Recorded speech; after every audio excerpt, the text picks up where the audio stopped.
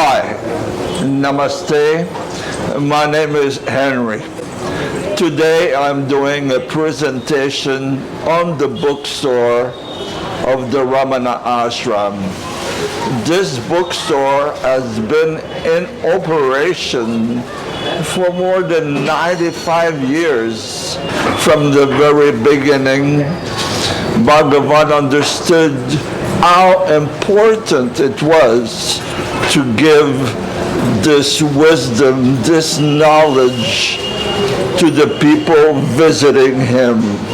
Although Bhagavan was mostly silent in the first year that he was in Arunachala, over the years he received hundreds of people from all around the world, from all kinds of religious background, and he exchanged the deep philosophy, theology that he was living. You can find more information at an article by David GODMAN that I am posting under this video. The Sri Ramana Ashram sends book all over India if you order on their website, sriramanamarshi.org. You can also find a great selection of Bhagavan books on Amazon.com. It is very important to understand that Bhagavan not only wrote such classic as Who Am I, but over his lifetime he also took part in the edit of many of the books that are in this bookstore.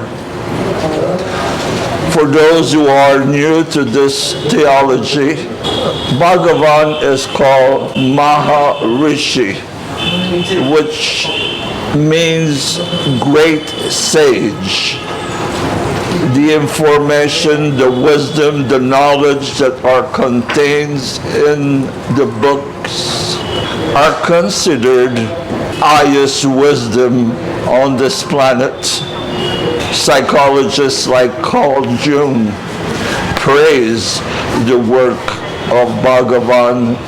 So are scholars like Ken Wilber and David GODMAN. It is important to understand that there's been a bookstore at the Sri Ramana Ashram since 1929. Bhagavan saw immediately the importance of giving written knowledge to the visitors that would come to have his darshan.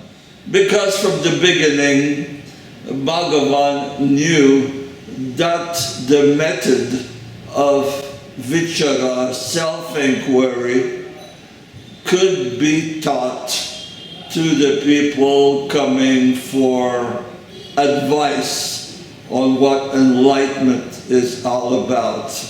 It's interesting to understand that Bhagavan attained full enlightenment samadhi when he was 16 years old.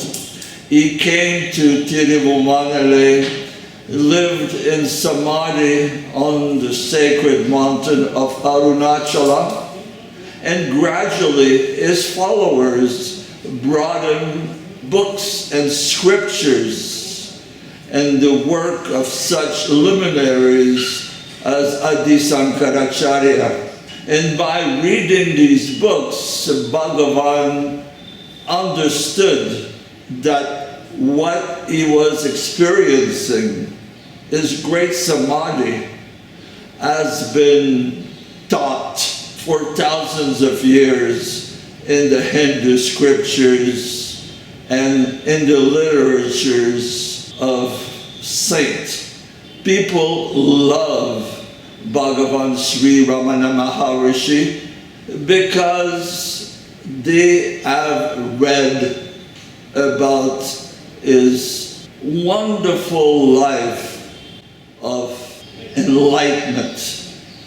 They read about the wisdom that he was sharing in conversation with devotees that would come and ask questions. They love him because they've read about his love for everyone, including animals that loved him, be cow, dogs, cobras, monkeys. He was such a pure soul that even entities in the animal kingdom could recognize his samadhi. So if you are new to the theology of Bhagavan Sri Ramana Maharshi, I invite you to read as many books as you can about the Maharshi. If you come to the Sri Ramana Maharshi ashram, get those precious books. They will help you in your spiritual journey. I have read over the years dozens of books about Maharshi, and I have discovered mainly that God is not someone out there in the sky, but God, the divine, is the self within my own heart. So read the words of Bhagavan, read about his leelas, his activities while he was on the planet, and you will understand why yoga scholars like Ken Wilbert, Deepak Chopra, David Godman call Maharshi the greatest yogi of the 20th century. Books are in every language in India, in English, in French, and many other European language. This is the best gift you can give yourself, buying a book about the life and teaching of Bhagavan Sri Ramana Maharshi.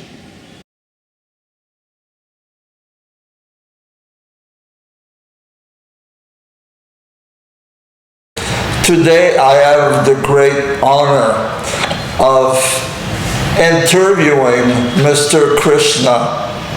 Mr. Krishna was my guide 12 years ago when I came to the Ramana ashram. He guided me in different ways to make the videos with David Godman that have now more than 1 million views on YouTube and other social media.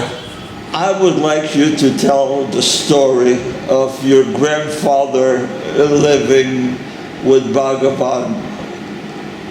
What was his name? My grandfather's name was Shankara Iyer. He was born in 1892 and came to Bhagavan when in his early 20s in Bhagavan's Virupaksha cave days. He was not for a married life and lived with Bhagavan for about a year. Then Bhagavan told him, this is not the life you have to lead. You go and lead a householder's life. So on Bhagavan's order, he left Bhagavan and went to Chennai, Madras, then took a job, got married, got children. So one of the children of your grandfather was your mother. Yeah, What was her name? her name is Jayalakshmi. So when you were a child with your grandfather, he used to tell you stories about Bhagavan. Tell us one of the stories that your grandfather told you. There were only 10 to 15 people around Bhagavan at that time in Rupaksha caves time. All these people, they used to go to town to beg for food. They will return taking various types of food that they have collected. They collected from the town. Bhagavan used to mix all the food, varieties of food with his hand. And my grandfather used to tell, those varieties of food, after Bhagavan mixed with his hands, it will be very delicious, very tasty. They used to enjoy the food.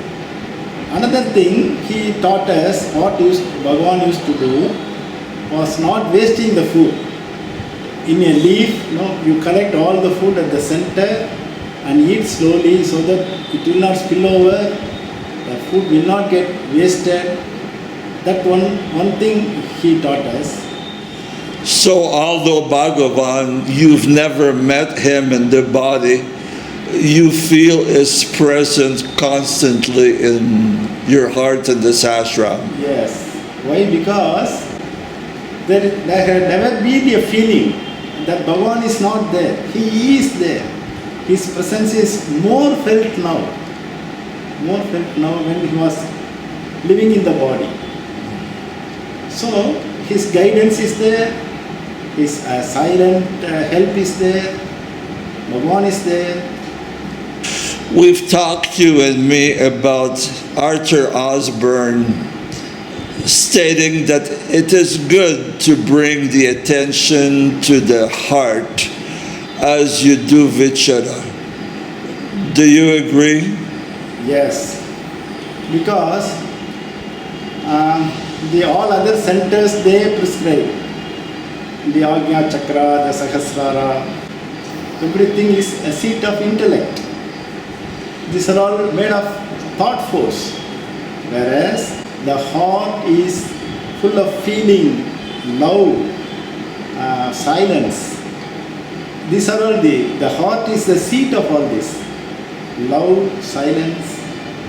You should abide in that silence and become silent.